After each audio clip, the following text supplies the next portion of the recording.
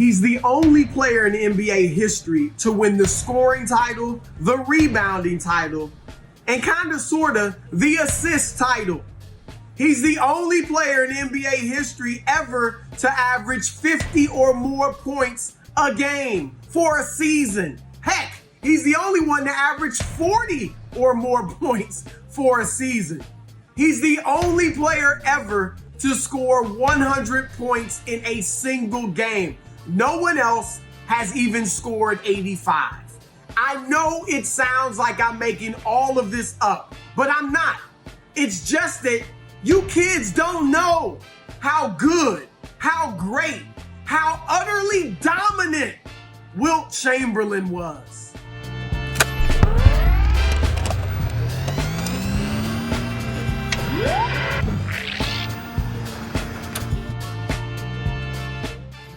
At this point in NBA history, Wilt Chamberlain almost feels like a myth, like the Paul Bunyan of basketball or something. I mean, his numbers are so otherworldly that we've actually taken him out of statistical comparisons. So when a current player has, say, a 30-20 game, 30 points, 20 rebounds, we'll say that's the most we've ever seen since the merger, or that's the fifth highest game since the merger or post-merger. You know what post-merger means? It means the most since Wilt Chamberlain played, because Chamberlain played before the NBA-ABA merger. Why? Because Wilt did that all the time. 30-20? He averaged more than 30 points and more than 20 rebounds in each of the first 7 years of his career. When Wilt did it, it was just Wednesday. When a player does it today, we throw a parade. How dominant was Wilt? Well, put it this way. I call the NBA record book the biography of Wilt Chamberlain. He holds 72 NBA records. 72! 68 of them by himself. I say this with absolute certainty. No player ever will come close to putting up the type of numbers that Wilt Chamberlain did. Here's why it was so great. Number one, his athleticism. At 7'1", 275 pounds, Wilt Chamberlain was an athlete unlike anything we had ever seen. And he is still arguably the greatest athlete to ever play in the NBA. Yeah, I said it. Arguably the greatest athlete the NBA has ever had. He ran track and field in high school. And while at the University of Kansas, he competed in the triple jump, the high jump, and the shot put. He recorded a high jump greater than 6 feet, 6 inches high. And according to his training buddy, Arnold Schwarzenegger, that's right, he trained with Arnold Schwarzenegger. You know, the world-renowned bodybuilder, the Terminator. Well, Schwarzenegger said that Wilt Chamberlain was one of the strongest men he had ever met. In interviews, Schwarzenegger used to say that Wilt would pick him up with one hand. Wilt Chamberlain bench pressed 500 pounds. For comparison's sake, Shaquille O'Neal, who weighed 50 pounds more than Chamberlain, maxed out at 450. Heck, Chamberlain was bench pressing 465 more than Shaq ever did at 59 years old. Look, I know what you're thinking. Wilt played in the 60s when pretty much everyone was tiny, couldn't dribble, and let's keep it real, was white.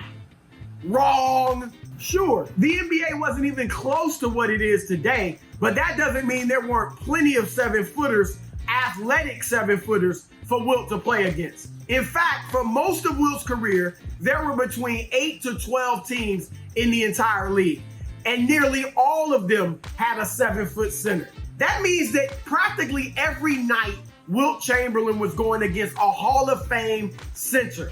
Guys like Bill Russell, Willis Reed, Walt Bellamy, Nate Thurman, and Zelmo Beatty. Hall of Famers, all of them.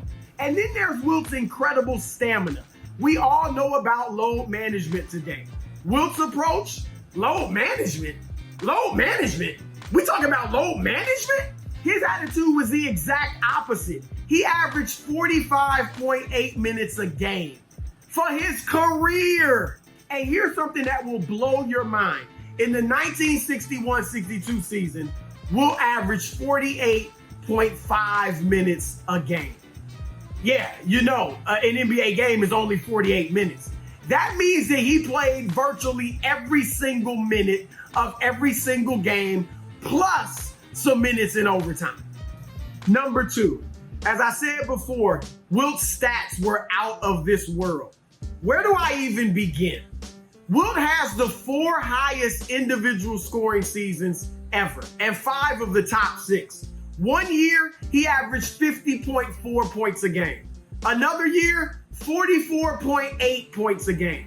Wilt has 10 more 60-point games than Michael Jordan, Kobe Bryant, James Harden, Elgin Baylor, and Damian Lillard combined. It's crazy. Wilt still has the all-time rebounding record, and he has 2 seasons in which he grabbed more than 2,000 rebounds. He averaged 30 points and 22.9 rebounds. Of course, that's the NBA record for his career. Wilt decided, you know what? I want to lead the league in assists. And he did it. Kinda. In the 1967-68 season, Wilt led the league with 702 assists in 82 games. That's an average of 8.6 assists a game. Number 3, Wilt changed the game. Wilt once told Michael Jordan, when you played, they changed the rules to make it easier for you to dominate. When I played, they changed the rules to make it harder for me to dominate. Wilt's dominance caused multiple rule changes in the NBA and college basketball. Because he was such a poor foul shooter, Wilt would initially leap from the foul line and lay the ball in for an easy point. Of course, both college and the pros changed that rule, so you had to stay behind the line during your release, and thank God they did. They also banned over-the-backboard inbounds plays because Wilt would easily go up and catch it for an alley-oop.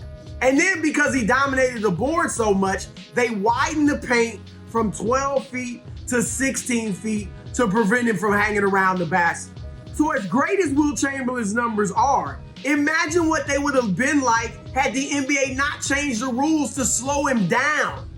And for those who like to count rings, like me, admittedly, Wilt won 2 championships, both of them on 2 of the greatest teams of all time. The 1967 Philadelphia 76ers, they won a then record 68 games en route to the title. And in 1972, the Los Angeles Lakers won 33 straight regular season games en route to a then record 69 wins that season. So there you have it. This mythical figure named Wilt Chamberlain did in fact exist. He did in fact put up numbers that Michael Jordan, LeBron James, Kareem Abdul-Jabbar, and no one else has been able to approach. Now you kids know how great Wilt Chamberlain was.